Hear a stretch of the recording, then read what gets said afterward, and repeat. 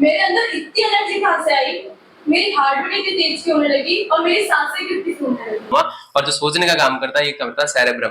ये जो ऊपर वाला हिस्सा है इसको क्या बोलते हैं, सेरेब्रम। और एड्रिनल ग्रंथि जो है कुछ इस तरीके से होती है, ये रही एड्रिनल ग्रंथि। और ये रीढ़ की हड्डी है हमारी। इस रीढ़ की हड्डी के दोनों तरफ किडनी होती है एक एक, और इन किडनी के टॉप के ऊपर एक तो ये रहा हार्ट और हार्ट बीट।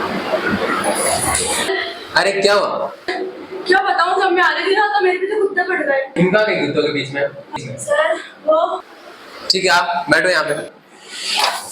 सांस लो थोड़ी।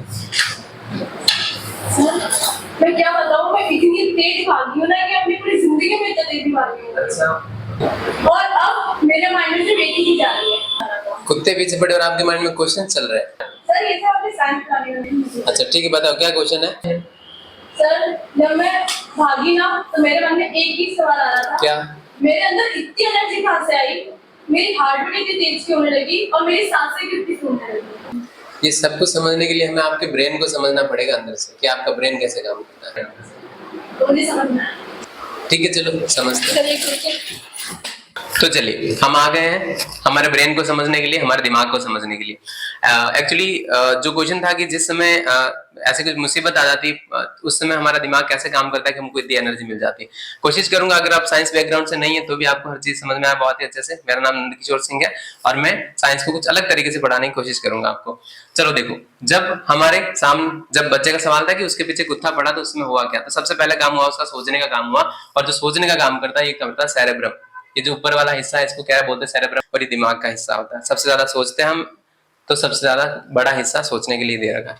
उसके बाद हम देखते हैं, सोच लिया हमने, उसके बाद डिसीजन लेना, भागना तो पड़ेगा ही वहां से। लेकिन उससे पहले होगा क्या, ये जो सेरेब्रम है इस तुरंत इंफॉर्मेशन देता है इस छोटे से हिस्से को। इस हिस्से का नाम है हाइपोथैलेमस। क्या बोलते हैं, हाइपोथैलेमस। ये हाइपोथैलेमस का क्या काम है, इस हाइपोथैलेमस का काम है कि हमारे शरीर में ये जो पिट्यूटरी ग्लैंड है, पीयूष ग्रंथि जिसको बोलते हैं, इसको जगाता है। और ये पीयूष ग्रंथि क्या काम करती है, ये पीयूष ग्रंथि का काम है जितने भी शरीर में ग्रंथियां हैं उन सबको कंट्रोल करना। और आपको पता है जो सबको कंट्रोल करता है उसे बोलते हैं मास्टर।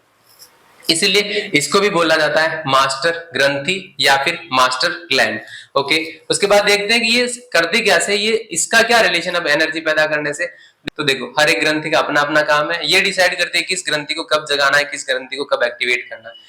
तो ये क्या काम करती है पीयूष ग्रंथि, ये तुरंत इंफॉर्मेशन पहुंचाती है किसके पास, एड्रिनल ग्रंथि के पास। अब वो कहां होती है एड्रिनल ग्लैंड, वो भी देख लेते हैं। चलो, एड्रिनल ग्रंथि जो है, एड्रिनल ग्रंथि जो है कुछ इस तरीके से होती है, ये रही एड्रिनल ग्रंथि। और ये रीढ़ की हड्डी है हमारी। इस रीढ़ की हड्डी के दोनों तरफ किडनी होती है एक एक, और इन किडनी के टॉप के ऊपर एक तो इस जगह पे और एक इस जगह पे, मतलब एक तो यहाँ पे और एक इस जगह पे, दोनों जगह पे एक एक छोटा छोटा हिस्सा होता है, वो होता है एड्रिनल ग्रंथि का। ये जो एड्रिनल ग्रंथि है ये क्या काम करती है, एक हार्मोन छोड़ती है, उस हार्मोन का नाम है एड्रिनलिन हार्मोन।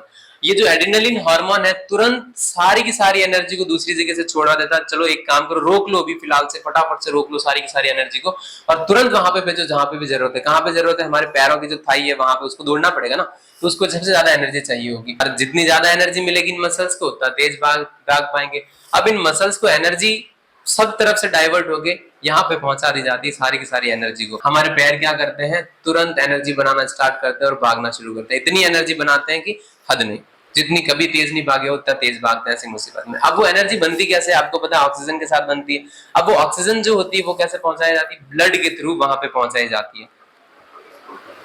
तो देखो, ये रहा हार्ट, और हार्ट बीट होता है उस समय ब्लड जो होता है हमारा पंप होता है। ये हार्ट ऐसे धड़कता है, दबता है, ये दबाता है, पंप करने का काम करता है। पंप जितना ज्यादा पंप करेगा उतना ज्यादा ऑक्सीजन पहुंचेगी। अब प्रॉब्लम ये है कि इसका काम है ब्लड के अंदर जो ऑक्सीजन है उसको पहुंचाना। ब्लड के अंदर ऑक्सीजन कहां से आती है, ब्लड के अंदर ऑक्सीजन आती है हमारे सांस लेने से। और ये देखो, जितनी ज्यादा एनर्जी की जरूरत पड़ेगी उतनी ज्यादा फटाफट से हमको ये हार्ट बीट बढ़ेगी। इसका मतलब जितनी ज्यादा मुसीबत, जितना तेज भागेंगे अपन, एनर्जी ज्यादा चाहिए, ज्यादा एनर्जी चाहिए तो फटाफट से इसको बीट होना पड़ेगा।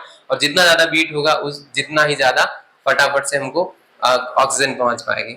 अब उसके बाद क्या होता है, जितना ज्यादा बीट हो, अब ऑक्सीजन लाने के शरीर से बाहर से तो लाने का काम नहीं करता ना ये। उसके बाद क्या होता है, ये काम हमारी ब्रीथिंग की रेट बढ़ जाती है, हमारे सांस लेने की जो प्रोसेस है वो बढ़ जाती है। क्योंकि हमारे जितनी ज्यादा सांस लेंगे फटाफट से उतनी ज्यादा ऑक्सीजन ब्लड के अंदर घुलेगी, और जितनी ज्यादा ब्लड के अंदर घुलेगी ये उतनी पहुंचा देगा। तो देखो, ये सब होता है हमारे शरीर के अंदर। जब हमारे पीछे कुत्ता पड़ जाता है उस समय हम देखते हैं कि क्या होता है।